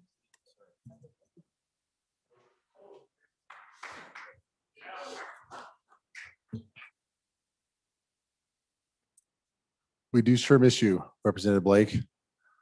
Majority Floor Leader Summers. Mr. Chairman, thank you. On in support of the bill. We worked this in the task force and for a long time, I didn't know if I was going to sign on to this bill because I was kind of concerned about the finances. What are we going to do to the Hathaway? And I finally looked at the numbers long enough. I thought it was a good enough bet to make. I think the numbers are relatively good, and I think it's a good chance. But what it really does, this is a policy decision. Do we want to try to work on this population that is out of college? They've worked for whatever reason, they need to go back and get retrained. It is a population we need to take a chance on if we want to move the state forward. And yes, there are challenges in the Hathaway program, that bottom tier of the Hathaway, the provisional, that they are very unsuccessful in college, but later in life, when this thing could kick in, they could be very successful. So on in support of this bill. Representative Brown. Thank you, Mr. Chairman. Ladies and gentlemen, as you listen to this bill get read in, I don't know how many of you listened to the votes and how the votes come in, but I was the only no vote in committee. And the reason I was the only no vote in committee is I've tried to get this out there. I just got this information here and I sent out the information. I delivered it to most of you. It's my concern. It was the one and only concern that I had about this. And truth be told, I like this idea, right? I like the idea of using some of this money outside of what our current Hathaway scholarship has been doing, because, you know, the definition of insanity is doing the same thing over and over and expecting different results. Well, that's what we've been doing with the Hathaway, and we haven't been receiving the results that we had been expecting. So this is a good opportunity. I like this bill that this gives somebody outside of that current model, this Hathaway scholarship, the opportunity. What I have a problem with is using this money out of the Hathaway scholarship. Now, the information that I have right here is coming from an actuary. And I've talked to a couple of the people from the capital financing, and I'm honestly looking for some answers here. I really want to support this. But as the current model shows, we've got about 50 years left in the Hathaway scholarship, and then it goes to zero. And I've talked to a couple of them, and a couple of them said, hey, look, last year was an anomaly. We gave out 18.5 million. We only got 13.5 million in returns. I heard that was a down year. Okay. If that was a down year and we had a really good year in the stock market, that concerns me. That's even more concerning. And here we have this bill, and I want this bill to move forward. I'm trying to figure out a way to draft an amendment to find a way to come up with this money somewhere else, because I think this is a fantastic idea, and this keeps the people here in Wyoming, it gets them educated, gets them ready to go for jobs here in the state. I'm just worried about going after this money out of this trust fund, out of this endowment that this body and the other body and a like mind said, hey, we want to make these kids, we want to give them the opportunity to do this. So if I can get some information on this, as I've been working and talking to the people that I know on CapFin, I'm concerned. And this was my concern, and this is why I voted no in committee. Kind of tough to be the only person in committee voting no, but you know, the ultimate end of the day here is I want to make sure that what we set this endowment up for is still there in more than 50 years. And right now, it's just not. So let's move this bill forward. And I hope to work with the bringer of this bill and the rest of the committee here, try to see what we can do to come up with some money from other places. Because as it stands right now, I just don't think robbing the Hathaway scholarship is the right area. So if I could get some questions answered as to why it looks like after 50 years we're underwater, I'm right here on the mic admitting I don't have a clue what in the world this is saying, other than at 50 years we're out of money. Thank you. Representative Obermuller. Thank you, Mr. Chairman. Somebody left their phone up here at the mic, so if anybody's missing their phone, here's where it is.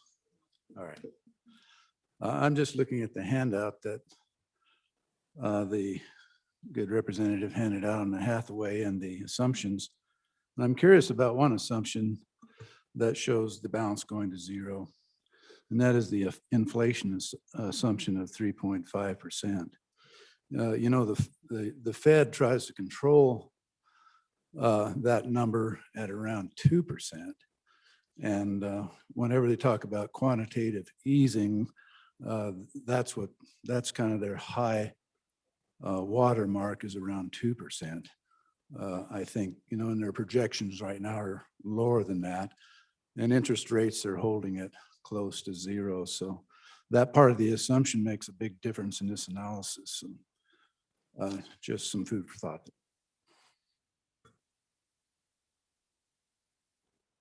Representative Gray. Thank you, Mr. Chairman.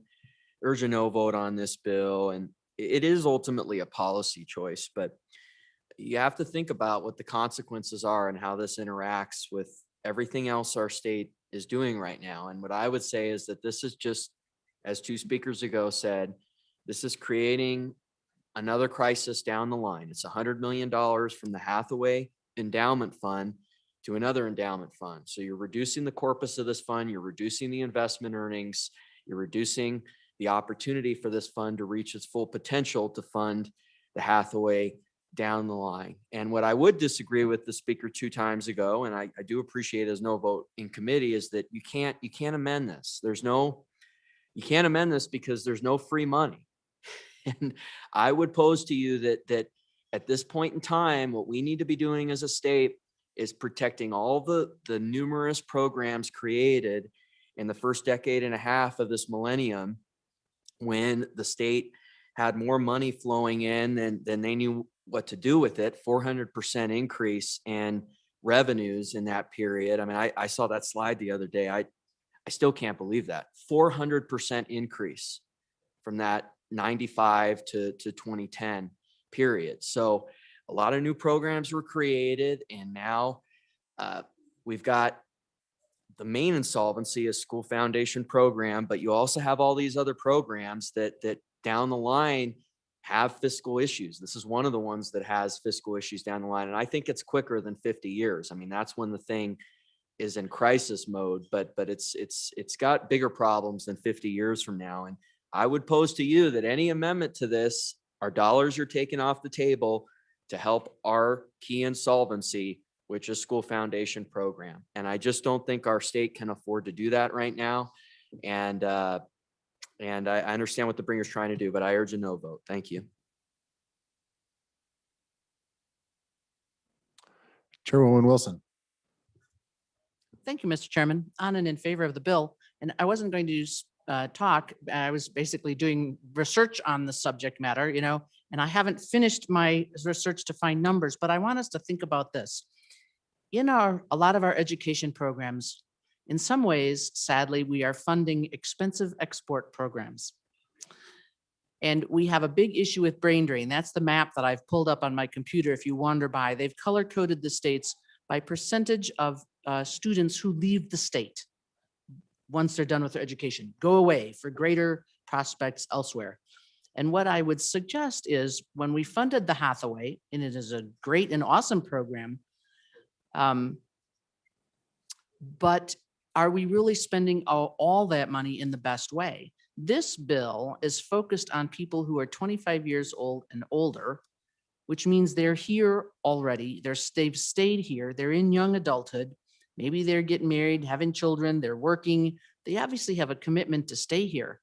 So I think to shift some of the funding to people who have shown the intention to stay and work here and live here is a wise reallocation of resources. Representative Simpson. Thank you, Mr. Chairman. To the bringer of the bill, I have a question. 3 years ago, we developed a program called Wyoming Works for these non-traditional students. Would you explain to us what the difference is between your proposed program and that program, and why we need a second program to support that demography? Thanks. Chairman Harshman. Thank you, Mr. Chairman. I'll take the most recent question first. This is not a program, but it's probably a way to fund that program, because there's no way to fund it. It was the first thing cut. Those are general fund dollars. We increased the budget to community colleges. And then in the first 2 phases of cuts is first thing cut. So that's gone. So this would be an opportunity for those type of residents to go ahead and take advantage of those type of programs. So it's a permanent funding mechanism. I think I appreciate and then I'll go back a couple of the representative from the capital city that passed this out, this 2016 document. And I'll just tell you, I've sat on CapFin for, 15 years. And we always get these kind of projections. And I think the good representative from Casper, this 3.5% inflation and a Craig estimate on growth, right? And then this is about intergenerational equity, which don't get me started, because that's a whole nother hour. Stuff we've done to the state in a harmful manner on intergenerational equity. And that's a certain color of Kool-Aid.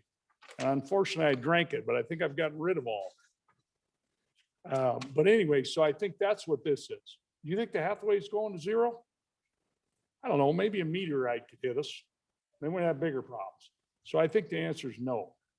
So I really appreciate you bringing this up because I think that's the issue. People go, geez, how can we afford? How can we afford? Then I'll just say it has nothing to do with the school foundation. Good representative from Casper. This has nothing to do with our school foundation, our debt, or any of that. Those of us who actually lived here in 95, I know what it was like. There weren't many opportunities in this state. Downtown Casper, ghost town. I was there. They opened up one theater and they charged us $1 to go in for movies. So we had fewer opportunities in our state. Man, I don't want to go back there. And I think we got to keep evolving and keep moving forward. This state is unbelievable. The Hathaway is unbelievable. Our schools are unbelievable. Our university and community college, the best anywhere. And so let's just count our blessings and let's keep moving our people forward. Because we're not having those coal mining technology classes anymore at Casper College. Not much demand for them anymore, but the future, we got to have our people working, man, and it changes family trees. And Mr. Chairman, and I'm digressing a little, but I know the good Speaker Pro Tem, I watched him on PBS, first guy in his family to go to college, changed his family tree. Me too, changed my family tree. And that's what we want to do for these 200,000 Wyomingites who are our citizens. And we know it works. South Dakota is going to do it. The reddest state in the country, Tennessee, is doing it successfully. That's why all these auto plants are moving there. Got trained workforce. That's why we lose out on these. We don't have the workforce. That's what I always hear. Heard that for the last 10 years. So thank you. Appreciate the good debate. And let's move Wyoming forward. And thank you, Mr. Chairman. Chairman Zwanitzer, Thank you, Mr. Chairman. Can I get a quick privilege of the floor? proceed. Thanks. And this great talk about intergenerational equity and future citizens. We have a very distinguished fourth generation politico hanging out with us today up in the balcony, 11-year-old Andrew Lewis. As goes back in the state's family, his great grandmother was Thyra Thompson, who was our longest serving statewide elected official. Very involved in government and politics, and no doubt a future legislator for the state of Wyoming. Please make him feel welcome.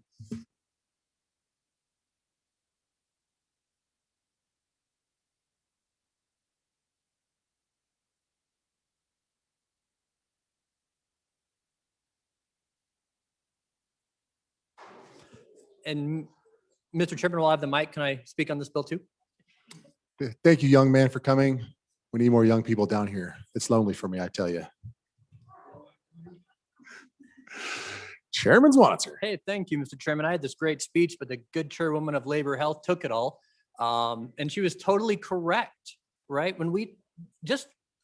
There were two of us here, I think, when we passed the Hathaway, and the good chairman of Revenue, I think, would completely agree. The Hathaway that it looks now is not what the initiation was, and it was not a slam dunk by any means.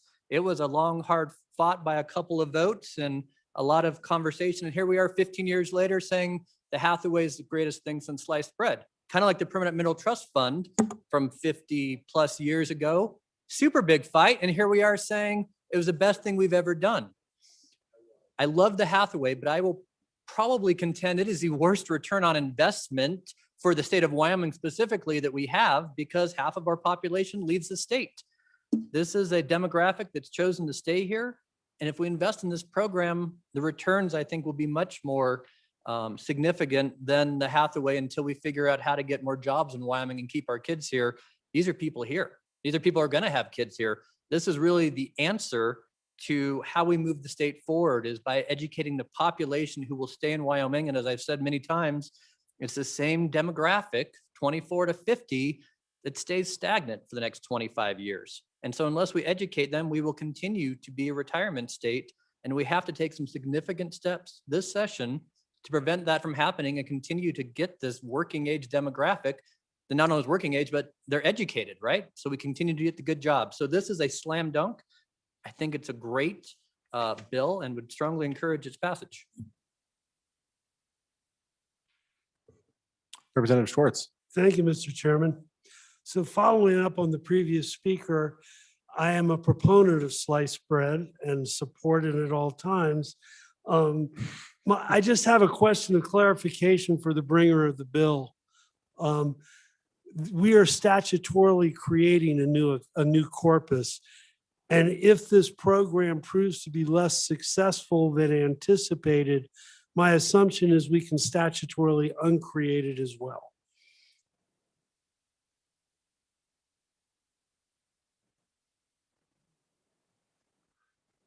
Representative Romero Martinez. Thank you, Mr. Chairman. I'll be brief.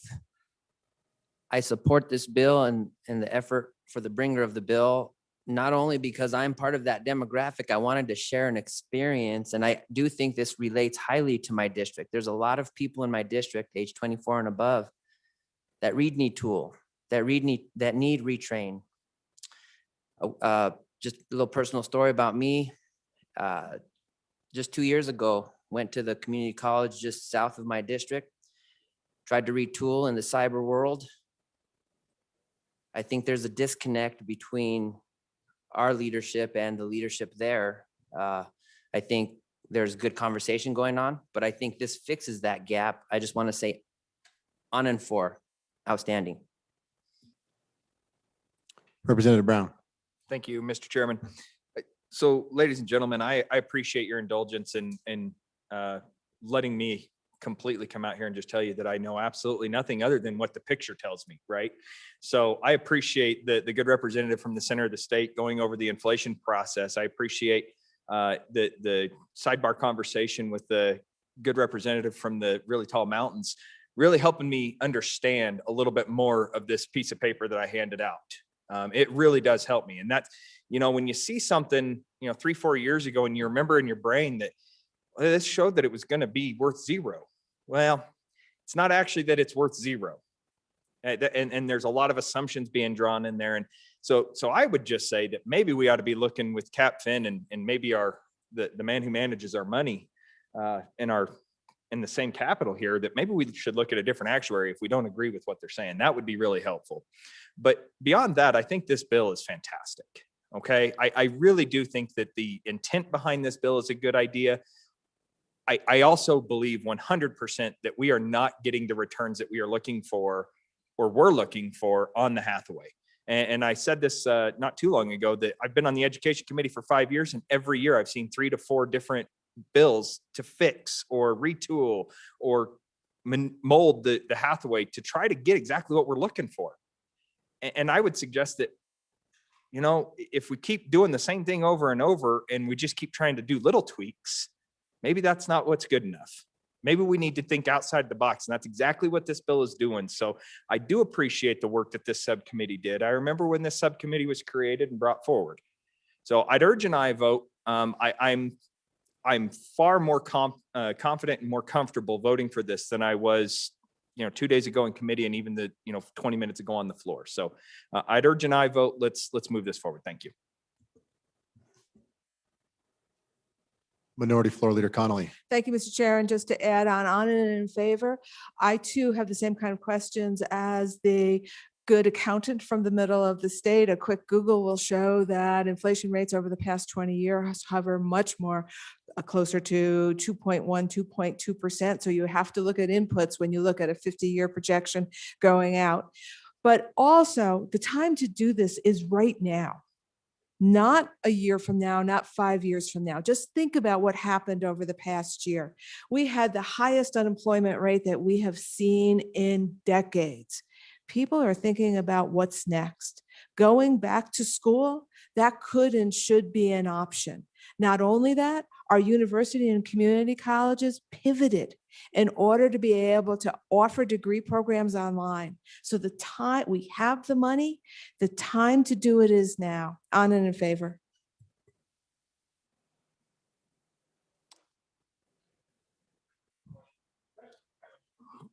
Question being called. All those in favor of Chairman Harshman's motion, that when the committee of the whole rise to report, to do so with the recommendation that House Bill 165 do pass. All those in favor, say aye. All those opposed, say no. Bill passes.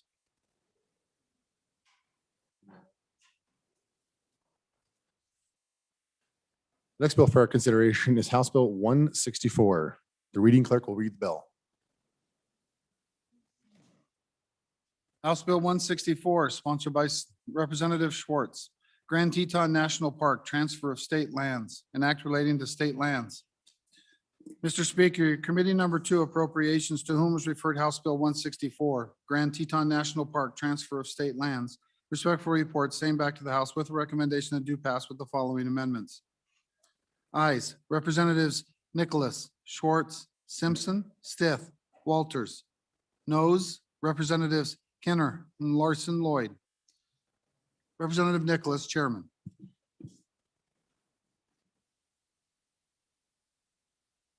Chairman Nicholas.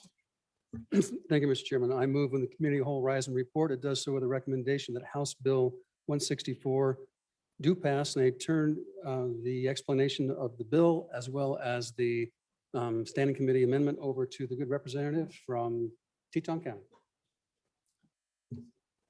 Chairman Nicholas, I don't believe you moved the amendment. Could you do that, please? I think he's going to move. Representative Schwartz. Thank you, Mr. Chairman, and I will move the amendment at the appropriate time with your permission. Thank you. So before I start explaining the bill, I think a little background would be beneficial, especially we have a lot of new members. For a number of years, we have been looking at ways to increase the revenue coming off of our state lands. They are constitutionally set up to provide money for our K-12 education, and many of these school parcels are not actually generating much income. The parcel that is in question in this particular bill currently generates $2,500 a year, which does not do a lot for K-12 education. So as a consequence, last year, we passed House Bill 162, and it narrowed the scope of our interest in these school parcels to Teton County on the basis of the fact that land values there are higher than the land values in most other parts of the state. It's a shocking thing for many of you to learn. I think it's interesting. The good chairman of revenue often references the county with number 1 on the license plate and number 1 in your heart. And my county has number 22 on the license plate. I won't finish that sentence, but the point is, back when they established the license plates and the counties, that was based on valuation. And at that time, Teton County had the second lowest valuation in the state. Reason for that is Grand Teton National Park didn't exist at that time. And it was just a rural county with very little value associated with it. I will come back to that point in a little bit. So there's a number, what that bill did, House Bill 162, was it authorized the hiring of a consultant or the office in the government that deals with state lands to do an analysis of all of the parcels in Teton County and put out an RFP for proposals for use or development to enhance the revenues on all of the parcels. And that has been done. It's been completed. There's been a report on it. There were not a lot of actual proposals, but we're working on a lot of them. The parcel in question on this bill, called the Kelly parcel, did not really receive any interest. On 3 sides, it is surrounded by Grand Teton National Park, and on the other side by National Forest. It is not a parcel that calls out for a lot of development at this particular moment. The state can do things with it. We'll get to that, Mr. Chairman, don't worry. Currently, its values are recreational. There are amenities surrounding it, including warm springs, a river, a lake. There's hiking, there's biking, there's snowmobiling, there's hunting, there's fishing. It is part of the tourist economy of Teton County. And that is part of the reason we are no longer 22nd in valuation. Our land values have gone up and we are generating significant revenues to the state. The percentage of sales tax revenue coming to the state is currently $42 million a year. Property tax generates almost $90 million a year, and $15 million of that is recapture for all the schools around the state. The reason I am bringing this bill now, last year, the president signed a act celebrating the great American outdoors. And part of what that bill did was provide funding for conservation uses for both land and water to the tune of $900 million a year. So there is now money available within the federal government to do things like purchase parcels like the Kelly parcel and add them to the park as a legacy purchase. So moving on to the bill itself, if you look at it, most of the substance is in section 1. And what it does, section 1 authorizes the Board of Land Commissioners to sell the Kelly parcel to the United States government or a federal agency. And this authorization is required for them to be able to negotiate with the federal government rather than just put this up for auction. Section B requires this would be a direct sell for cash. Section C states that this bill constitutes legislative approval. Section 4 talks about the deed only being turned over to the federal government upon receipt of cash. And this is where I will now move Standing Committee number 1 to House Bill 164. Because what the amendment does at the bottom of page 3, at the very bottom after the last word, I don't have it, I can tell you, hold on. Well, I won't. It's the very bottom of page 23. What it says is that we will not sell this property for any less than $500,000 an acre, which is 640 acres computes to $320 million. Now, this is essentially an asking price. If there are further negotiations, we can reconsider that in a future bill. But we are saying to the federal government that at this time, we consider the value to be $320 million, and that is how we will begin negotiations with them. Going on to section E, it states that this can be a multiple cash transaction, that the buyer can do it in more than one payment. Section F states that cash from another entity can be used to supplement the monies coming from the federal government, but only if the purchase is from the federal government. Section 2 provides alternatives for cash payment. That would be land exchange. There are other federal lands in the state that may be suitable for exchange. That would require legislative approval. Section 3 states that this bill will expire 12/31/2025. So that gives essentially 4 years of negotiating time. And this bill would become effective immediately according to section 4. So I guess the question can be asked, why am I bringing this bill at this time? And as I stated, this is a fairly unique parcel. It's not close to the town of Jackson. It's close to 20 miles away. There's no development in the immediate area. It is currently, when you count, there's 3.5 million people visit Teton National Park every year, and many of them go to this part of the park. They go through this parcel to go to the lands in the Forest Service that are beyond it for recreational purposes. I truly believe we need to consider the legacy of Grand Teton National Park in terms of this parcel. So back in the 1930s, there was a family, they're a very famous family. They made more money off oil than anybody's made off oil in the state of Wyoming. At the time in the 30s, they saw the benefit of purchasing the land of Jackson Hole and turning it into a national park. At the time, a major landowner who later became the governor of Wyoming and then a senator from Wyoming led the locals in almost, I won't call it an insurrection, but they were very strongly opposed to this occurring. And after it occurred, and many years later, this man who was the governor stated it was the worst mistake he ever made in his life, because that legacy contribution and making it into a park was the best thing that ever happened to Teton County. And he had erred badly in trying to oppose it. I would propose that by passing this bill, the 66th legislature is making a statement that we also want to be part of that legacy. And that 50 years from now, people can look back and say the 66th legislature did a great thing by increasing the legacy of Grand Teton National Park. So first, I will say I've moved the motion, and I will now ask for the vote on the motion to state that the minimum price would be $500,000 an acre. Welcome any questions and discussion on it.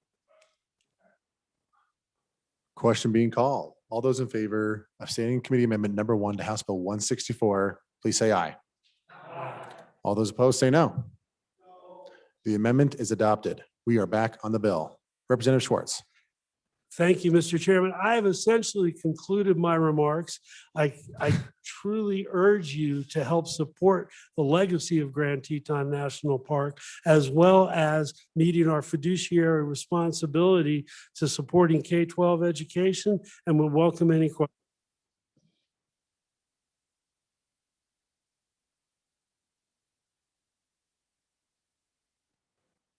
Question being called. All those in favor of Representative Schwartz's motion when the committee of the whole rise to report, to do so there were the recommendation that House Bill 164 do pass. All those in favor, say aye. All those opposed, say no. House Bill 164 has passed committee of the whole. Mr. Majority Floor Leader. Mr. Chairman, I move that the committee of the whole begs leave to rise and sit again at 2 p.m. You've heard the motion. All those in favor, say aye. All those opposed, say no. Motion is adopted. Committee announcements.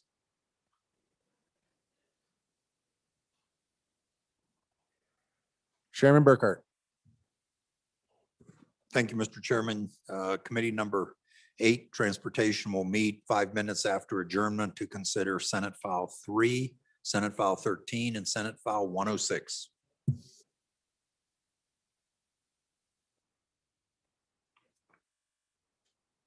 Any other announcements? Chairman Harshman. Thank you, Mr. Chairman. Committee number 2 or 3, Revenue, I should say, will continue its meeting from this morning to consider the following bills: House Bill 211 and House Bill 162. Thank you, Mr. Chairman. Chairman Nicholas. Nope. Chairwoman Flitner. Thank you, Mr. Chairman. Your committee number 6, Travel, Recreation, Wildlife, and Cultural Resources, will meet at 12:15 to discuss and work Senate File 88 and House Bill 220. Any other announcements? Chairman Nicholas. Thank you, Mr. Chairman. Your House appropriations on adjournment will hear House Bill 2. Excuse me, Senate File 9, 93, and 120. And the continuation of House Bill 244. Chairman Olson. Thank you, Mr. Chairman. Your Judiciary Committee will meet upon this noon recess to further consider House Bill 82, implementation requirements for medical marijuana, Senate File 87, voyeurism amendments, and Senate File 96, homicide amendments. Thank you. Any other announcements? The House is in recess until 2 p.m.